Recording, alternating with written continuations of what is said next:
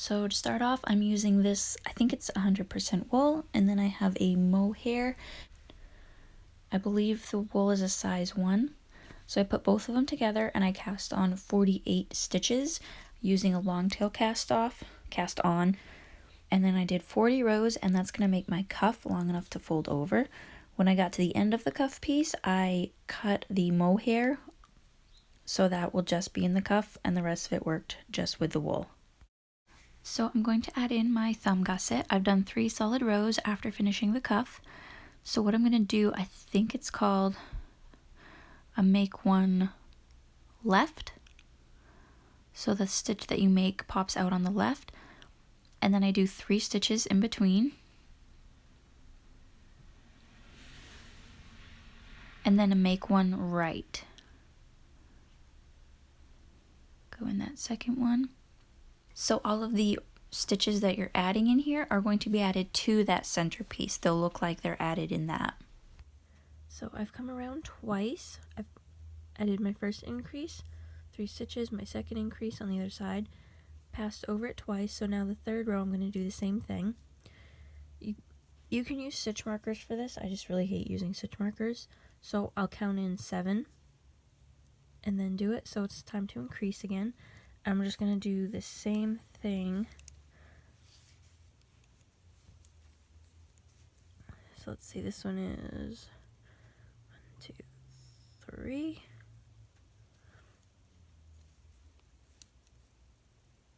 And I believe that's called an SSK.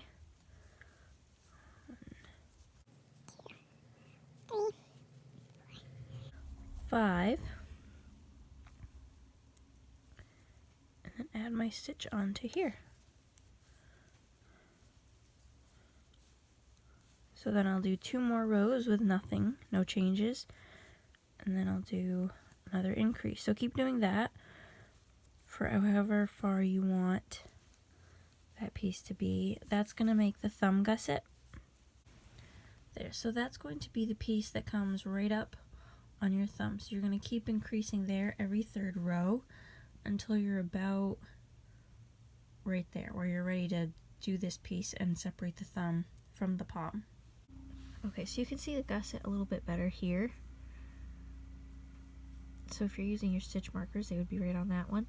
And you can see it should look, all of your increases should be on the same line. You can see I kind of messed up here, it was going. And then right here, I went over an extra stitch. So I think I have an extra one in there somewhere. It's okay as long as I make sure the second mitten has the same amount of rows before I detach the thumb, and the same amount of stitches on the thumb. Now you don't want mittens to be too fitted to your hand, or you won't be able to use, like you won't be able to move your hands around. These are going to be for my sister who has smaller hands than me, so I think if I make them fitted to me, they should be loose enough on her. Another inch or so, 1, 2, 3, 4, 5, 6, 7, 8, maybe another 8 rows or so. Okay, so I think I finished the thumb gusset here. I rolled this up so you can see what that's going to look like. So overall, I've done 1, 2, 3, 4, 5, 6, 7, 8, 9, 10, 11, 12, 13, 14, 15, 16, 17, 18, 19, 20. So 20 rows from the end of the ribbing. So 40 rows on the ribbing, 20 rows on here. So I've done 60 rows total. And it's important to keep track of that so you can make your second mitten the same. So what I'm going to do now is knit around to here, and then I'm going to take these ones, and then I'm going to cast on the 3 stitches that I used for the gusset. So I'll do these 7, cast on 3, and then continue the ones on this side. And all of the ones in here, I will just put on a piece of scrap yarn to hold them for now, and then I'll continue with the palm.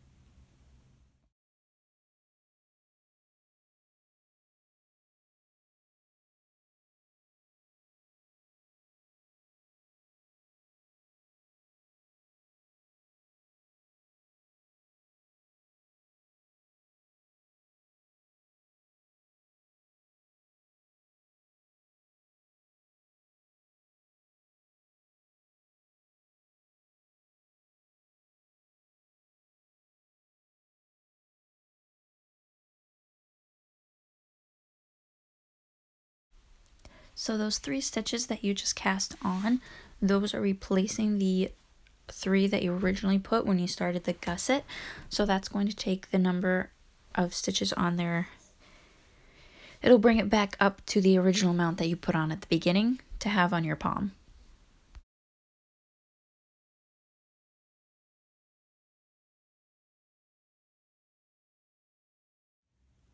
There's the end of the thumb gusset. So I'm just going to continue up here without any increase or decrease or anything. So I've got to the point where I'm going to start bringing it in. It's almost to the top of my pinky if it stays up. My sister's hands are a little bit smaller than mine, so I think that'll be fine. So what I'm going to do the next row, I'm going to divide however many I have here. I'm not sure, I think I lost a stitch. 48. I'm going to divide it by 6. I'm going to decrease 6 times this row, and then I'll do 1 solid row, another decrease row, and another solid row. So that'll be the next 4 rows, and then after that I'm going to decrease each row, I think. So I just finished the first row there in that set of 4 rows, the one with the decreases. I was 1 stitch short. I only had 47. I might have missed something down in the thumb. So I went around, I did my decreases, and then I skipped 1 decrease, which will set me back to the right number for the next row. And I made sure to put that on this side, so it's on the palm, because the palm of a mitten is kind of considered the back side, and the back of your hand is considered like the right side of your work. I just finished that set of 4 rows. I think I would like to be a little bit longer. Her hands are smaller, but that's still cutting off. I mean, it stretches. So I think I'm going to do 1 more set of those, so another decrease row and then another solid row. There, that looks a little bit better. So what I'm going to do now is decrease those 6 stitches every row, which should give me 1, 2, 3, 4. 3 or 4 more rows until I have just the 6 stitches left on my needles, and then I will just cinch those together and bind off the hand part. And there's the end of the palm part. Thumb. I don't know what you actually call this, but there's that. I will just run this thread to the inside and cinch it up and work that in. So the next thing I'm going to do is pick up the thumb. So I'll untie that, obviously. I want to leave myself a decent bit of tail. Start here, I'm going to pick up all of the stitches, and then what I'm going to do is when you come, I guess you do this side first, right? You pick up those stitches, and then you're going to pick up, I believe, let's see if I can do this. You do this one, and then you want to pick up this piece right here and add a stitch, and that's going to help pull it in. And then what you're going to do is, of course, pick up those 3 stitches and then get to this side, and I think it's the man, this is really bad, I'm sorry. And I believe you're gonna pick up this stitch. So you want to pick up the side of that last one, the first and the last. So you're gonna have however many stitches you have on here, and then 1 on each side, and the 3 more.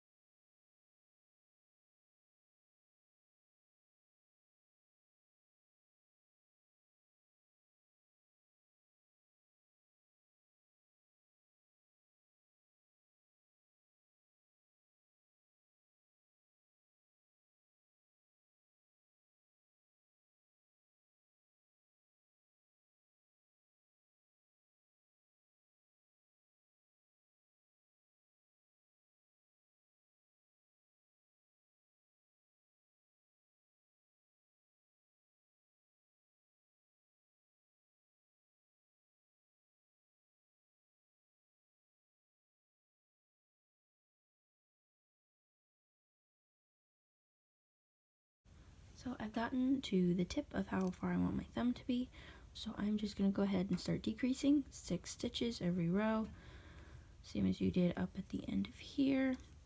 And really it should only take you 2, maybe 3 rows. And I don't think I'll have the exact amount of stitches, because I think there's 7 on here, but that's okay.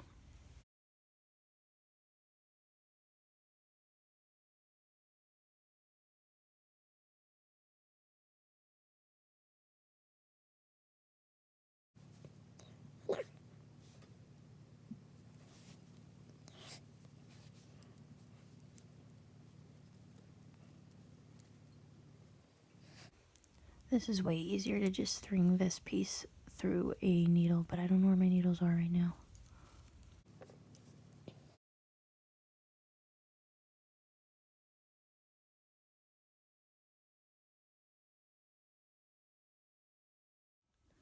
I've got it turned inside out, taking care of my loose threads. So this is the piece when I attached on, I did this and then I attached to the thumb. You want to leave that long enough to work with. And you're going to get a little gap, like a little bit of a hole right there, and there's not much you can do about it. So you want to leave that tail a little bit long, and you're just going to kind of work your way. You want to split the yarn, and basically you're going to go all the way around that hole to cinch it in. And pull that in a little bit. I don't want to pull too much. This yarn is a lot more fragile than I thought it was. So I'm going to work this back up. Now this one actually has a couple of loose ones. A couple of loose spots. And I think that is because it's such a thin yarn. I was a little worried about breaking it if I pull too hard. So I'm just going to kind of cinch in both of those loops. And you don't want to like cross or go over the hole or anything, just go around it. So that does that one, and then I'm going to take this and just sort of just run it across here. I'm going to bring it over to the hole on the other side and do the same thing.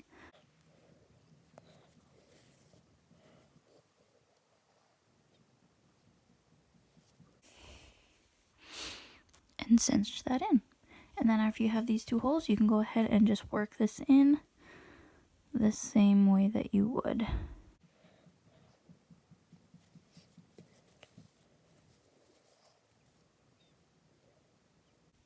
When you go back through, make sure you're splitting this one as well.